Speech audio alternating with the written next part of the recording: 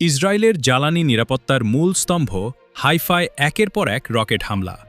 একপাশে আকাশসীমায় F-35 ধ্বংসের দাবি, অন্য পাশে শহর জুড়ে বিস্ফোরণ।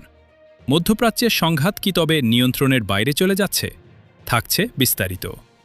২. প্রধান সংবাদ। হাইফার জ্বালানি সংকটে ইসরায়েল।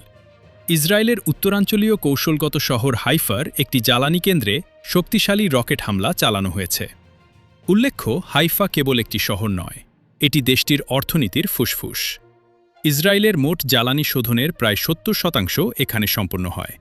যদিও কর্তৃপক্ষ দাবি করছে বড় ধরনের বিপর্যয় এড়ানো গেছে, তবে এই হামলা দেশটির জ্বালানি নিরাপত্তার ভঙ্গুরতাকে সামনে এনে দিয়েছে। IRGCর বড় দাবি ও F-35 ভূপাতিত।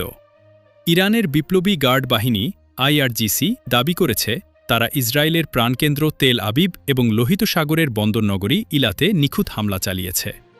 তবে সবচেয়ে বড় চমক ছিল ইরানের আকাশসীমায় যুক্তরাষ্ট্রের একটি অত্যাধুনিক F-35 যুদ্ধবিমান ভূপাতিত করার ঘোষণা।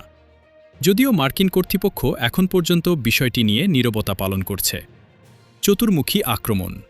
যুদ্ধ এখন আর নির্দিষ্ট কোনো সীমান্তে সীমাবদ্ধ নেই।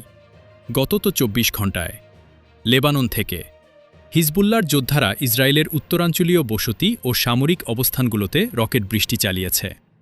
ইরাক থেকে ইরাকি সশস্ত্র গোষ্ঠীগুলো ড্রোন ও ক্ষেপণাস্ত্র ব্যবহার করে মার্কিন ও ইসরায়েলি লক্ষ্যবস্তুতে আঘাত হানার দাবি করেছে। ৩. সংবাদ বিশ্লেষণ। শেষ কথা। বিশ্লেষকদের মতে এবারের হামলার মূল লক্ষ্য ছিল ইসরায়েলের অর্থনৈতিক মেরুদণ্ড অর্থাৎ জ্বালানি অবকাঠামো।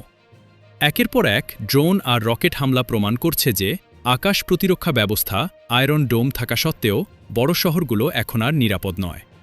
এই উত্তপ্ত পরিস্থিতি বিশ্ববাজারে তেলের দাম এবং আঞ্চলিক স্থিতিশীলতায় কী প্রভাব ফেলে